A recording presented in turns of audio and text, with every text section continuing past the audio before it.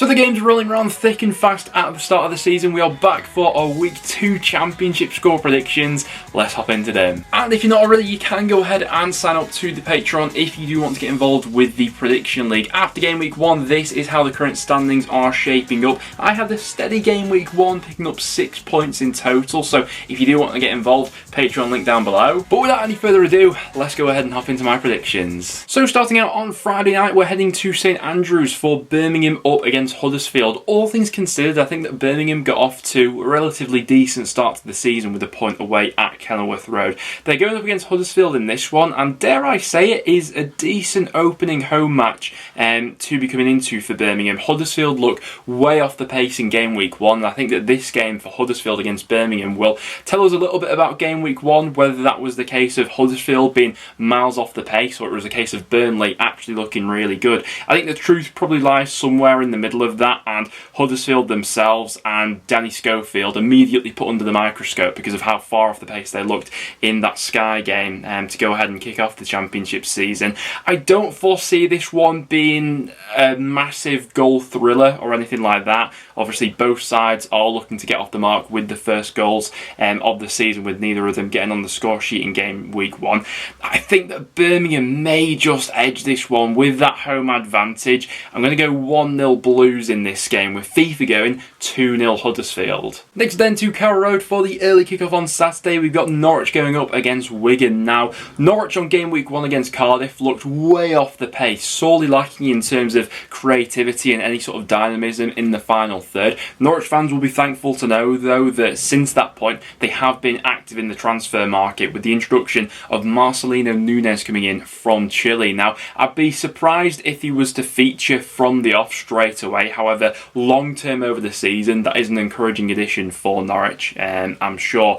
In front of a packed out Carrow Road, Dean Smith will be desperate to get some points on the board in this one against Wigan. Now, I was at the DW last weekend to watch Wigan against Preston. I thought that Wigan gave a decent account for themselves. They certainly grew into that game, got stronger as it went along. One player they may be missing for their trip to Norwich, though, is Jack Watmore, who went off injured in the first half with an injury.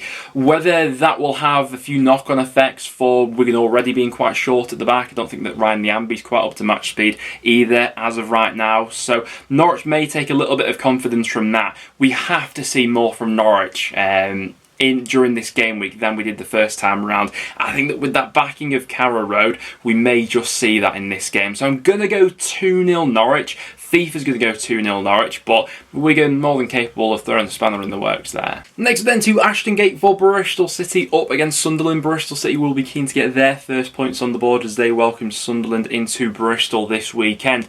An interesting one. Andy Vyman certainly picked up from where he left off in that game against Hull. That ended up just getting away from them in the second half with a bit of a controversial penalty, and then the last minute winner scored by Hull. Generally speaking, Alex Neil has a decent track record against Bristol City, or at least he certainly did whilst Preston North End manager, and so I'm sure he'll take a little bit of confidence from that.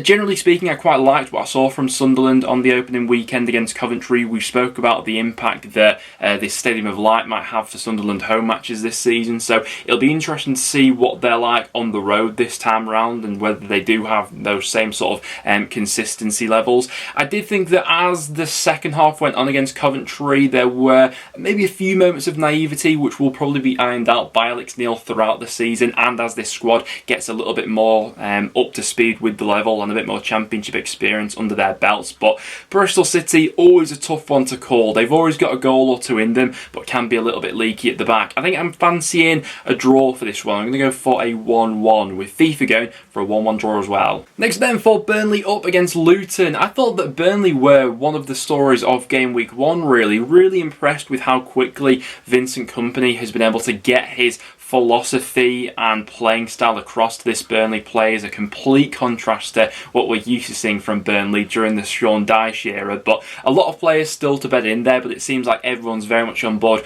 with Vincent Kompany's vision. I do think that Luton will be a drastic change in terms of play style than what they faced against Huddersfield. I thought that in some ways that game against Huddersfield was almost a perfect opener for Vincent Kompany, really. You know, Huddersfield were very sort of standoffish, didn't want to get in Burnley's faces or anything like that, and Luton will be pretty much the opposite of that, you know, very much a high tempo, aggressive, work rate off the ball sort of side like Luton. And so I think this will tell us a lot about the level that Burnley will be at this season. If they, you know, comfortably sweep a side like Luton, I'll be seriously impressed. I do think Luton will have more in the way of a little bit of a goal threat, work off the ball, not allowing Burnley to sort of play through the lines as easy as Huddersfield were.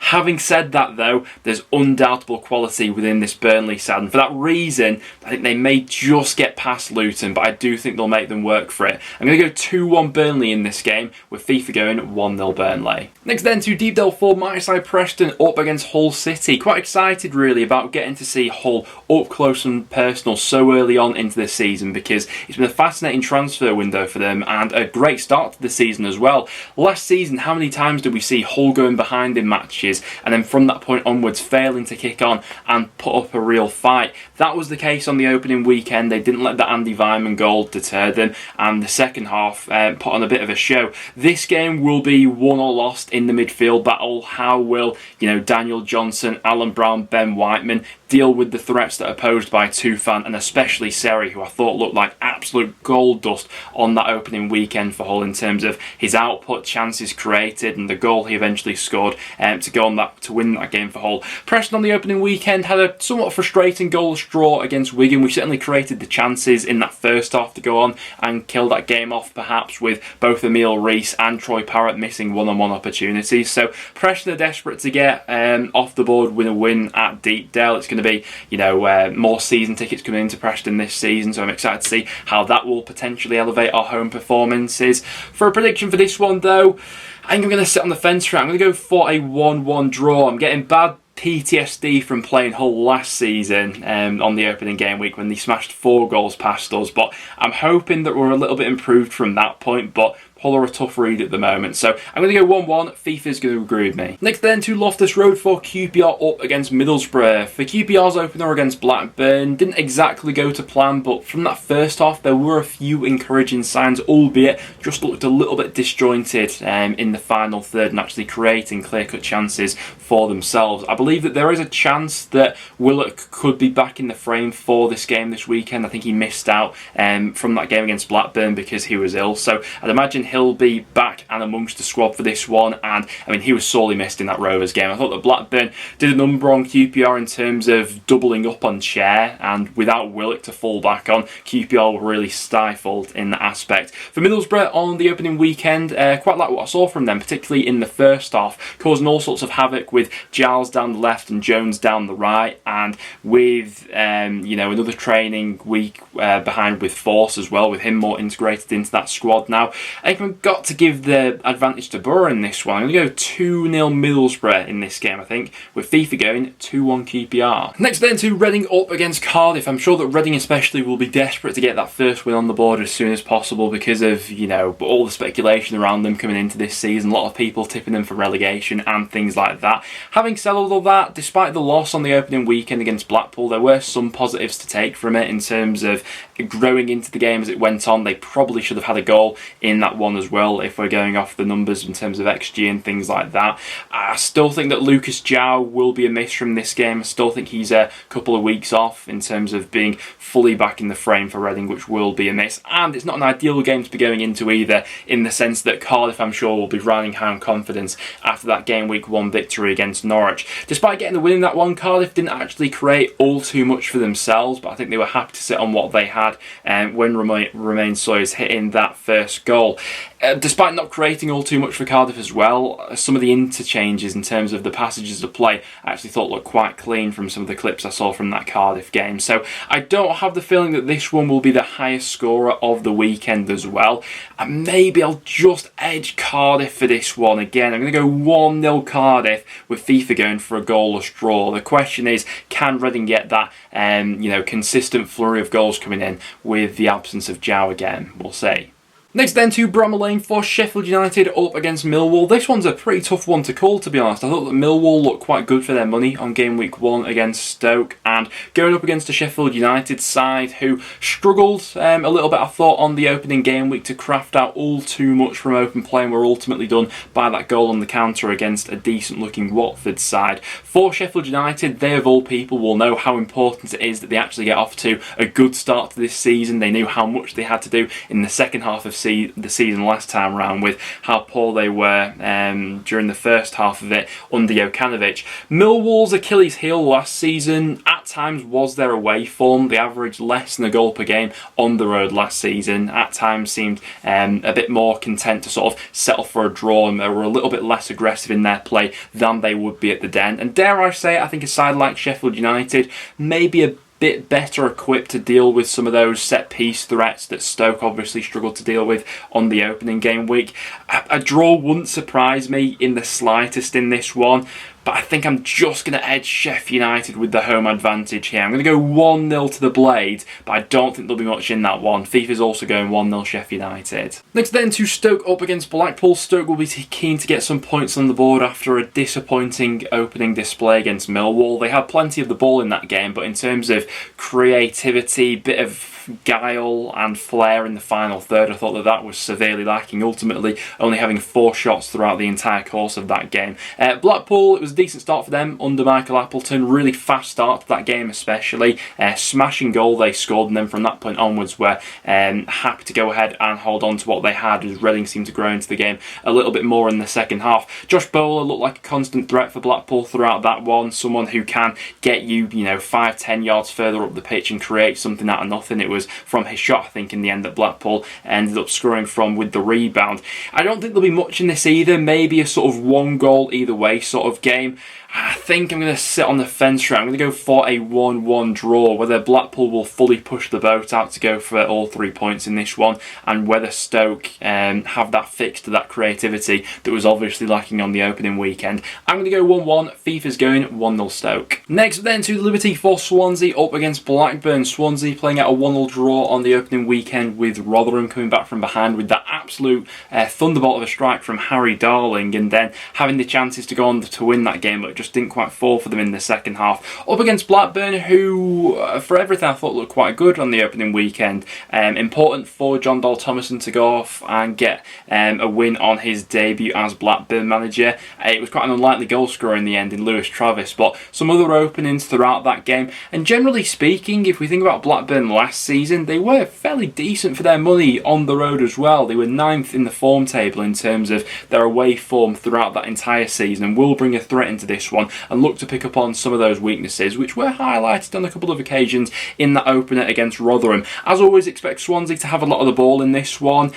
Maybe they just edge this one, but I think I'm going to sit on the fence for this game as well. I'm going to go for a 1-1 draw, with FIFA going 1-0 Swansea. Next then to Coventry up against Rotherham. Like we were just mentioning then, with Rotherham, a decent point on the board I thought on the opening weekend against Swansea. Important they do establish themselves straight away at this level, but a tough first away game to be going into against Coventry, who started out last season, especially at home, like an absolute house on fire. In terms of Coventry's opener against Sunderland, it was quite an enthralling game in the end. I thought that the first 20 or so minutes they were caught a little bit cold by the atmosphere at Sunderland and how fast they started, but certainly grew into that game and had more and more chances as the game went on. Brilliant finish in the end by Gyökeres as well. Now, Cov fans, you'll have to fill me in on the Callum O'Hare situation at the moment in terms of his injury. He wasn't present in the matchday squad on the opening weekend, and as of recording right now, it seems to be a little bit unclear in terms of when he's actually due back. So Cov fans, you'll have to let me know about that down below. I did think that his spark and creativity at times probably was lacking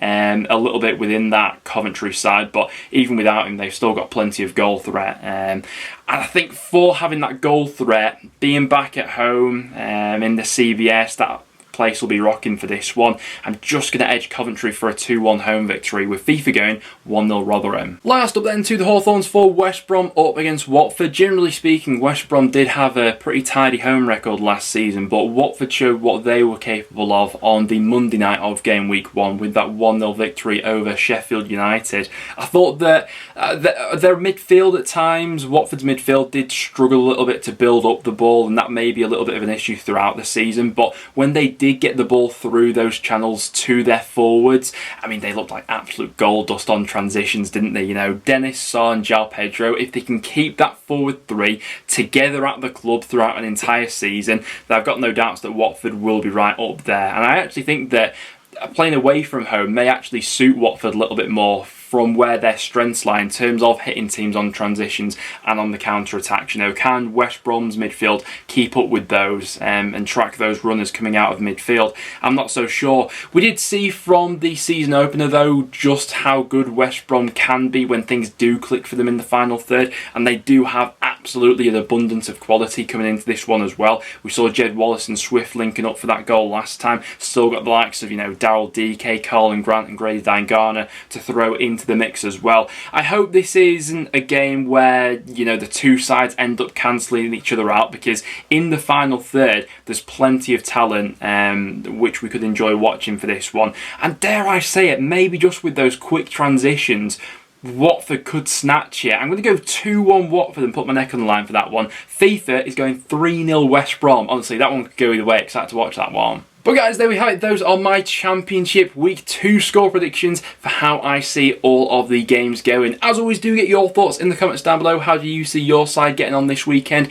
And if you want to go ahead and get involved with the Prediction League, it's only £2 to go ahead and enter. You can find a link to that in the description down below to the Patreon. And all you have to do from that point onwards is just leave your score predictions in the comments down below, and they will be counted towards the leaderboard. Apart from that though, guys, thank you very much for tuning in. Leave a like if you want to enjoy, and do stick around and subscribe for some regular Championship content. Thanks for watching, guys, and I'll see you all in the next one.